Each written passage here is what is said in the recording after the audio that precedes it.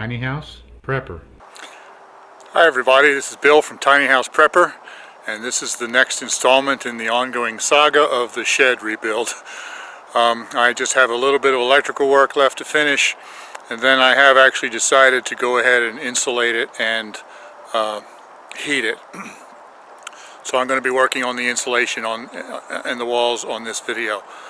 I have actually had quite a few people comment and ask questions about whether we're going to turn this into a tiny house or what we're going to do with it. No, it's a shed. It's our storage shed. It would make a beautiful tiny house. It really would. It's only slightly smaller than our travel trailer. But there are some problems with that. First of all, it's illegal. The zoning doesn't fit because that would be a second residence on this property, and it's not zoned for multi-resident. Also, had I built it for a tiny house, I would have had to have all kinds of inspections that I did not have. A shed under 200 square feet does not require any kind of inspections.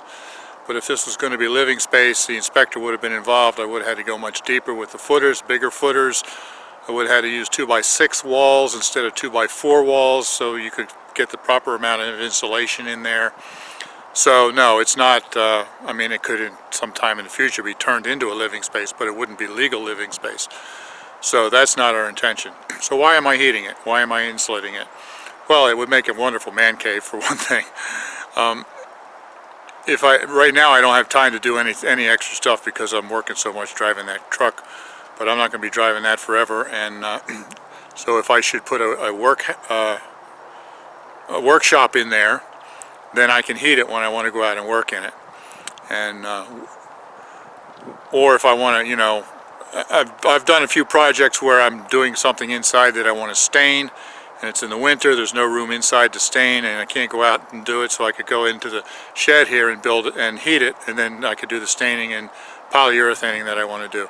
So that'll be nice to have that option.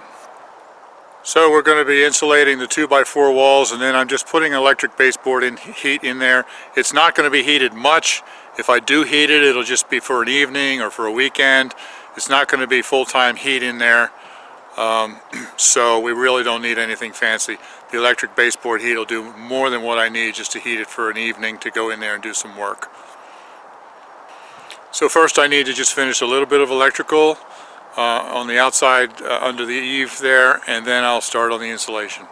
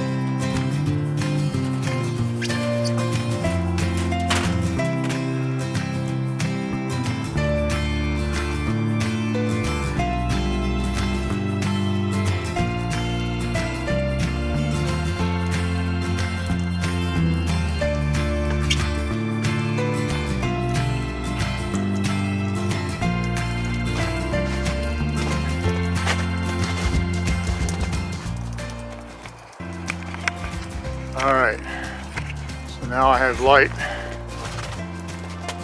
out here underneath of the overhang where the wood will be stacked. That way I can come out here in the winter in the dark and see what I'm doing when I get wood for the fireplace. Now you might notice that I have not yet finished the fascia on the end here. That's because I have decided to extend this another foot. That's a 3-foot overhang right there. I've decided to extend it 1 more foot out to the left to give a little bit more protection for the wood.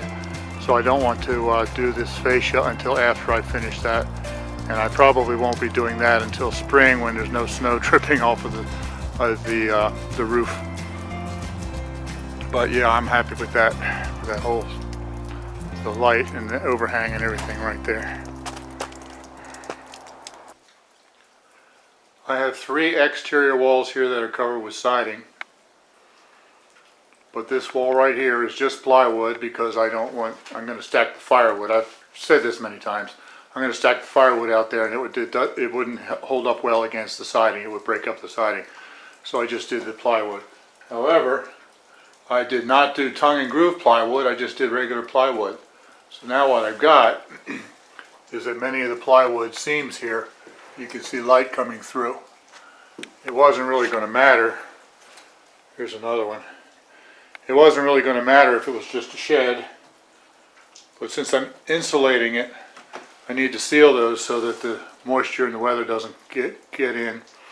Although that is under that big overhang, so it's mostly protected, but I'm still going to caulk those from the inside to make sure those seams are sealed before I put the insulation in it.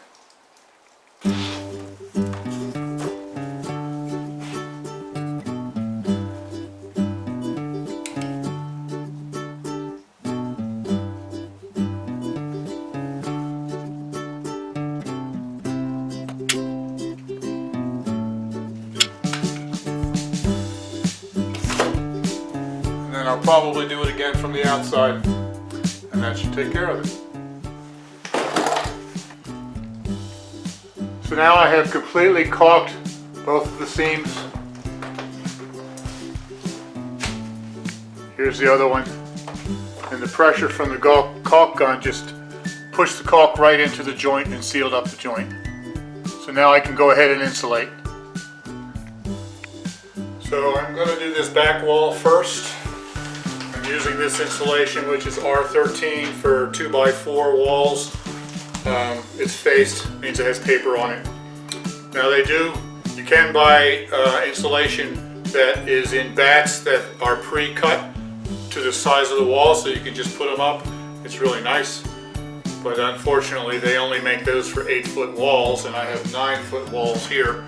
So I had to buy this, which is one continuous piece. This is 32 feet long. So I'm going to have to measure and cut each piece before I put it up into the wall. It's kind of a pain in the neck, but it's going to be nice to have that extra foot around the top for an extra shelf for more storage.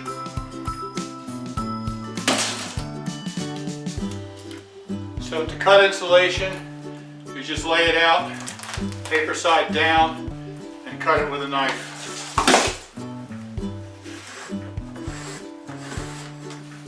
Nice and clean. You just compress it so that it'll cut easily, and you got to make sure you cut through the paper when you do it. Now I've got all my pieces cut here for this wall back here. I'm going to go ahead and start putting them up. Now I really should be wearing a mask to keep the fiberglass from getting into my lungs. Unfortunately, when I went to Lowe's to get the insulation, I forgot the mask. I didn't have it written on my list. And it's about 15 miles each way to Lowe's, so if I would go to get one, I would lose at least an hour, maybe more. So I hate doing it, but I'm going to work at least this one wall without the mask, and I'm not going to be able to do the whole thing tonight. It's already starting to get late, so I'll get a mask for when I do the rest of it. In the meantime, I'll just, hold my breath.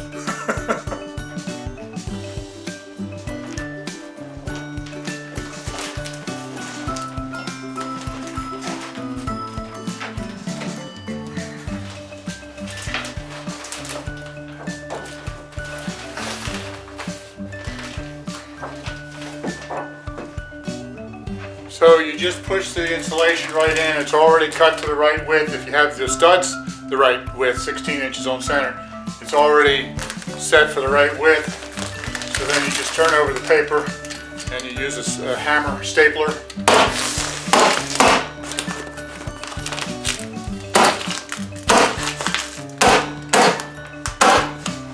Just staple it right in place, just like that. It's not going to go anywhere.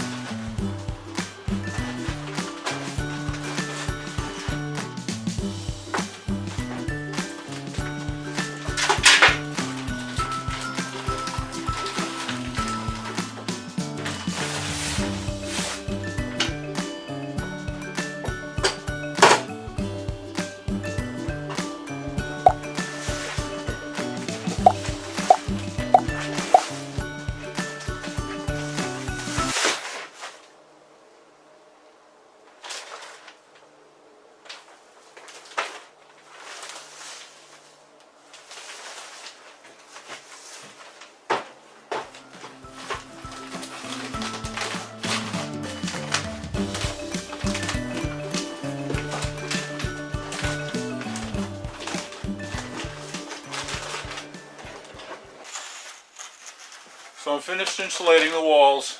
Now I'm about to start insulating the ceiling. Now, it's very important that you get proper ventilation up in the attic and for the roof. So there's a ridge vent up top where the hot air can get out. And then back in here on the outside where the soffit is, it's vented soffit. You can see the light coming up right here. So the hot air goes out the ridge. It draws cooler air in down here at the soffit, and it keeps it cooler. Yeah, keeps it only 120 degrees instead of 200 degrees, which is actually very important for the life of the shingles, and also to keep down condensation and moisture issues. You have to have the ventilation there. Problem is, I'm using R30 insulation in the roof, in the ceiling, which is 9.5 inches tall. And this right here is only 7 inches. So if I put the insulation here, it's going to completely block the vent, and cool air won't be able to get through. So we use what's called insulation baffles. It's this. It's just a piece of styrofoam.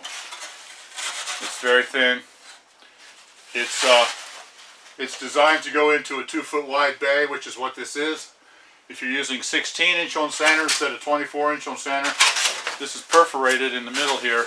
You can break it right there and just rip it down the middle. Notice on the end bay, this is actually less than 24 inches. So I did that. I ripped it down and put in just one right there. But over here I'm going to put in 2.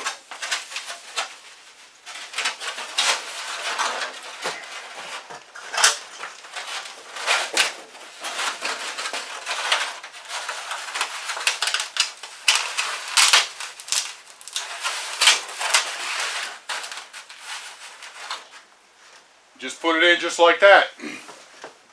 Now, because of the shingles, there are lots of roofing nails sticking down through the roof up here. You have to be really careful when you don't bump your head on them. First time I put one of these up many years ago, I used my hammer stapler that I was using on the walls, and I just started stapling it up. And I hit one of those roofing nails coming down through on the heel of my hand and perforated or punctured my hand. Very painful. Very difficult. So I learned the hard way. So now I don't use the staples. I just notice I very carefully just push it up into the nails, the roofing nails that are sticking through, and that holds it in place until I put the insulation in here, and then that'll press up against here and it won't go anywhere. But this allows the cool air to circulate and not be blocked by the insulation.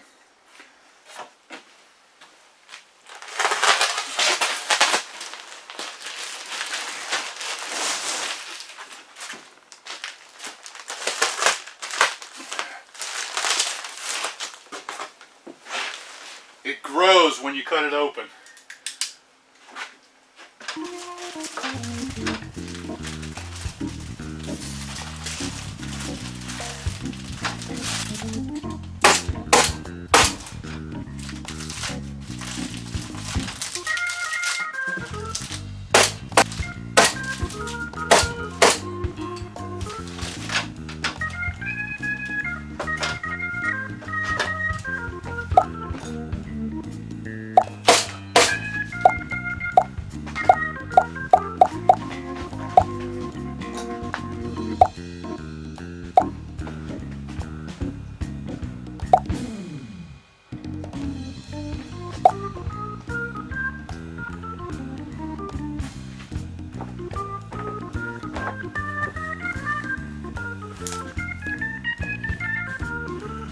That was easy.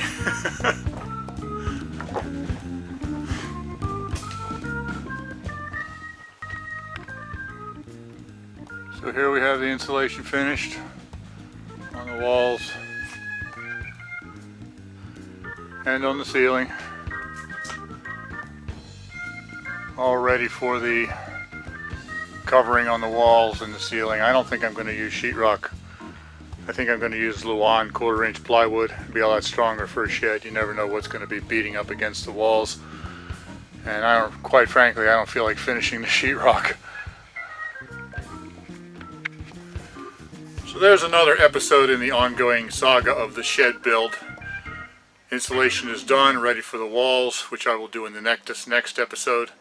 So if you've enjoyed this, please don't forget to like below. That really helps us. And if you haven't subscribed, of course, do that and you'll be able to see the next video. Thanks a lot. See you later.